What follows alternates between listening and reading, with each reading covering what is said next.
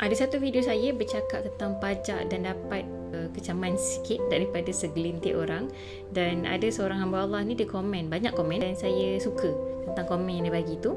Orang boleh bagi macam-macam ilmu, kita yang kena bijak fikir. Ada yang bagi ilmu untuk kepentingan dia, contoh pajak emas untuk beli emas baru, tak boleh tebus jual surat pajak dekat dia.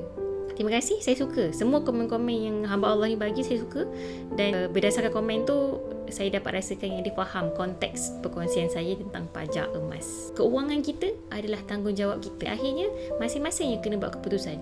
Bagus tak bagus, kita kena tahu, kita kena ambil tanggungjawab untuk belajar tentang ilmu emas dan keuangan itu sendiri.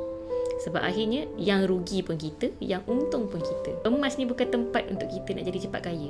Jadi beli emas guna duit lebih. Tak ada teknik magic, tak ada teknik ajaib untuk kita nak ganda-gandakan emas. Jadi buatlah keputusan berdasarkan ilmu, bukan nafsu.